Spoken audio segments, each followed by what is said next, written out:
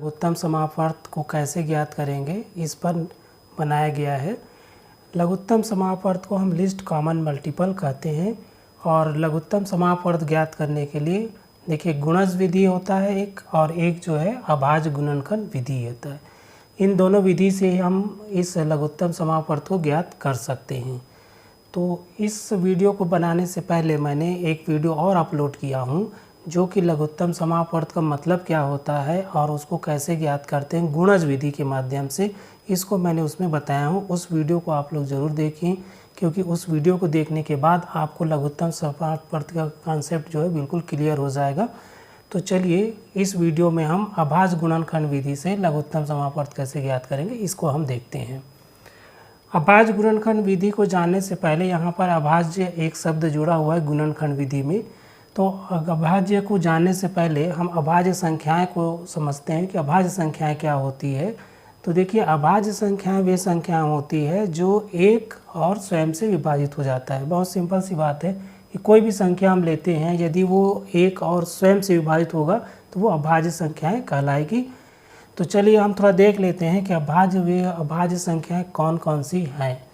तो देखिए हम यदि 2 लेते हैं तो 2 एक ऐसी संख्या है जो 1 से विभाजित होता है और स्वयं से विभाजित होता है। इसके बाद हम देखते हैं 3 भी एक ऐसी संख्या है जो 1 से विभाजित होगा और केवल 3 से विभाजित होगा।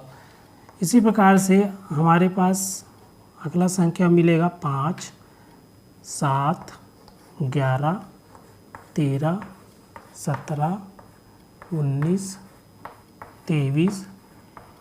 इस प्रकार से यदि हम आगे और जाएं तो हमको और भी संख्याएं मिलती जाएंगी जो कि अभाज्य संख्याएं हैं और वे केवल 1 से विभाजित होता है और स्वयं से विभाजित होता है। तो चलिए ये अभाज्य संख्याएं आप लोगों ने जान लिया। अब हम जब गुणनखंड करते हैं तो गुणनखंड विधि में इन्हीं अभाज्य संख्याओं से हमको जो दी गई संख्याएं होती है उसको भाग करना होता है। तो मान लीजिए कि आपको एक संख्या ले लेते हैं यहाँ पर, जैसे कि 16, 24, 36। देखिए हमारे पास 3 संख्याएं दी गई है 16, 24 और 36। इन 3 संख्याओं का हमको क्या ज्ञात करना है? लघुत्तम समापवर्त ज्ञात करना है। इसका क्या ज्ञात करेंगे हम? लघुत्तम समापवर्त ज्ञात करना है।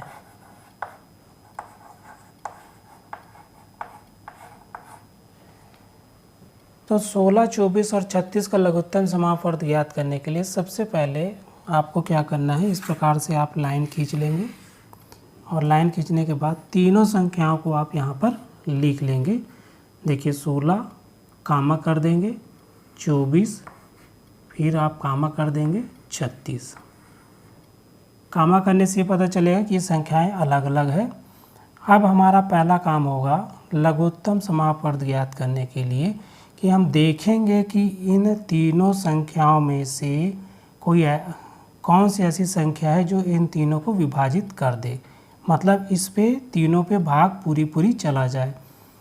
तो यदि ऐसा संख्या मिल जाता है तो अच्छी बात है, यदि नहीं मिलता है ऐसी संख्या तो हमको ये देखना है कि कम से कम एक संख्या इन तीनों में से उस संख्या से विभाजित हो जाए। तो यहाँ पर चलिए देखते हैं कि 2 संख्या लेते हैं क्योंकि सबसे छोटा अभाज्य संख्या 2 है यहाँ पर। तो 2 से हम इन तीनों को भाग देकर देखते हैं कि क्या ये तीनों विभाजित हो जाते हैं। तो देखिए 16 को आप 2 से विभाजित करेंगे तो ये 8 बार में विभाजित हो जाता है, और 24 को आप विभाजित करेंगे तो ये 12 बार में विभाजित हो जाएगा, और 36 को आप 2 से विभाजित करेंगे तो ये 18 बार में विभाजित हो जाएगा। आपको ऐसा लगता है कि 16, 24, 36 को हम सीधा विभाजित नहीं कर पा रहे हैं, तो आपको एक मैं मेथड बताता हूँ, भाग विधि। इस भाग विधि के माध्यम से आप निकाल कर भी देख सकते हैं। जैसे 16 है, आप 16 को 2 से विभाजित किए, कितने बार में जाता है? हम जानते हैं कि जब 2 का पहाड़ा पढ़ेंगे तो 16 जो है 8 बार में जाता है। तो 2 अट्ठे 16। तो यहाँ पर आप क्या कर देंगे? भाग कर देंगे और यहाँ पर घटा देंगे। तो देखिए कि ये शेषफल क्या हो रहा है, यहाँ पर 0 आ जा रहा है, मतलब कि 16 2 से पूरी विभाजित हो जा रहा है। तो यहाँ पर हमने देखिए 8 जितना भी भाग फला है उसको यहाँ पर आप लोग लिख देंगे। इसके बाद 24 को देखते हैं कि क्या है 24 जो है 2 से विभाजित हो जाएगा।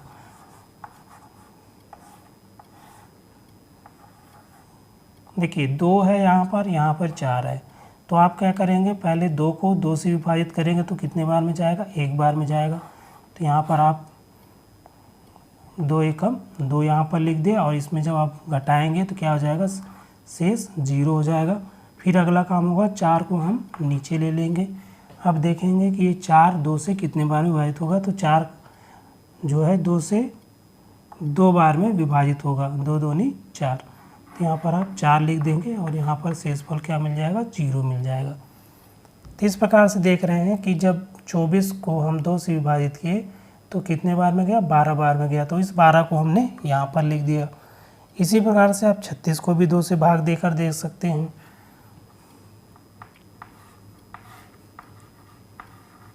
36 को हम 2 से भाग देंगे तो देखिए यहाँ पर 3 है, तो 3 जो है 2 से 1 बार में विभाजित होगा, क्योंकि 2 एकम 2। तो यहाँ पर 3 में 2 माइनस करेंगे, घटाएंगे तो कितना आएगा, 1 आएगा। और 6 को हम नीचे लिख देते हैं। तो देखिए 2 से हम 16 को विभाजित करेंगे कितने बार में जाएगा, 8 बार में, 2 8 16। इसको घटाएंगे तो आपका शेषफल क्या बचा, 0 बचा। तो 36 जो है 2 से कितने बार में गया, वो विभाजित होगा 18 बार। तो ये जो भागफल आया 18, इसको हम यहाँ पर लिख दिए।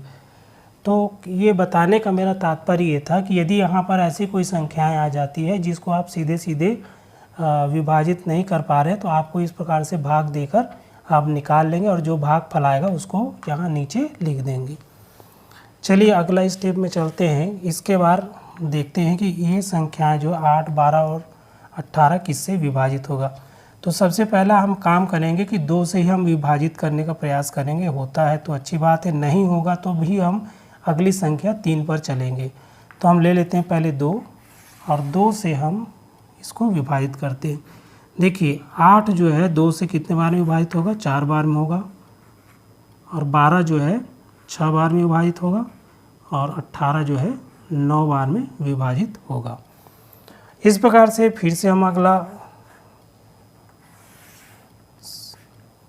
4, 6, 9 को विभाजित करेंगे 2 से।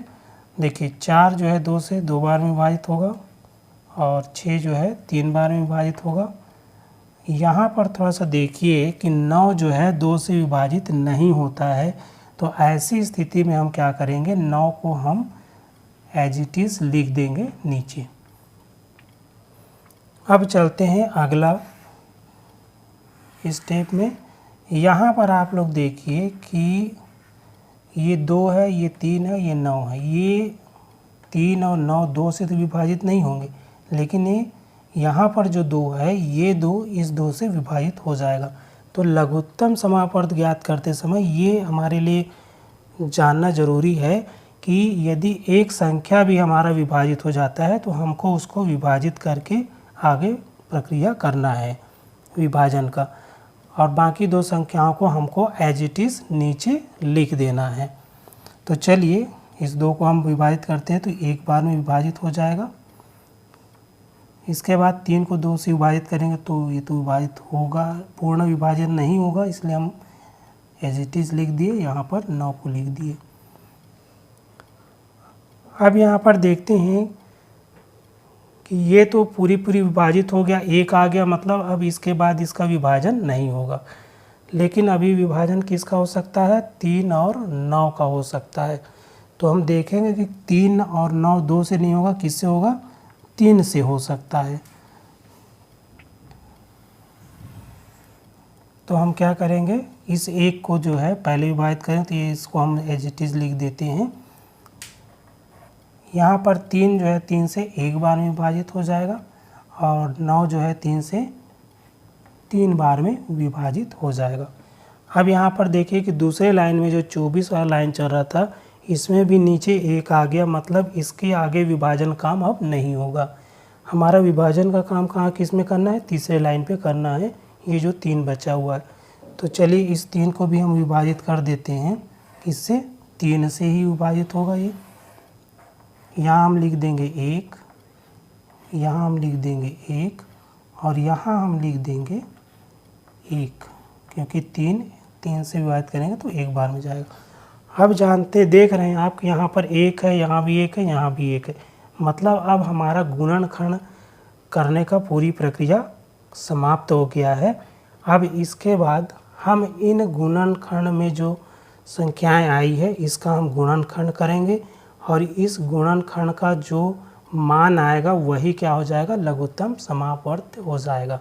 तो चलिए हम नीचे इसको लिख लेते हैं। 16, 24 और 36।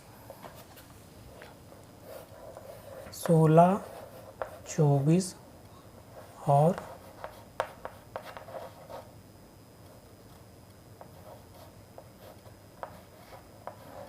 36 का लघुत्तम समापवर्त्य। ध्यान दीजिए कि लघुत्तम समापवर्त को शॉर्ट में हम लसा लिखते हैं, तो इसके बराबर हो जाएगा। यहाँ पर मैं नीचे लिख दूँ, देखिए 2 कितने बार आया है, 1, 2, 3, 4 बार 2 आया है और 3 2 बार आया है। तो हम 2 को कितने बार लिखेंगे, 4 बार लिख देते हैं। यहाँ पर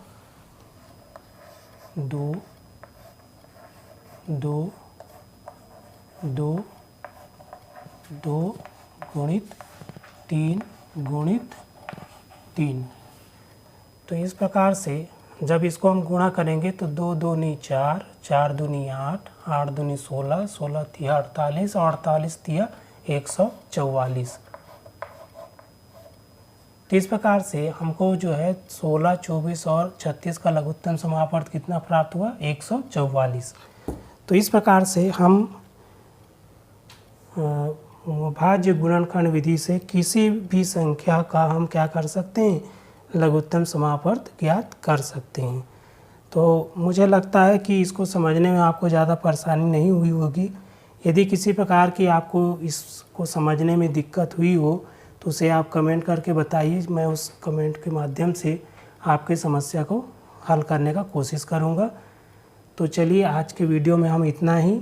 यदि आपको ये वीडियो अच्छा लगा हो तो इसे लाइक ज़रूर कर दीजिए और यदि आप मेरे वीडियो में नए आए हैं तो आप उसे जो है सब्सक्राइब कर दीजिए, साथ ही साथ बेल आइकन को ज़रूर दबा दीजिए, जिससे मैं गणित के जो भी अन्य टॉपिक पर जो वीडियो बनाऊँ तो उसका नोटिफिकेशन आपको आपके मोबाइल पर मिल जाए।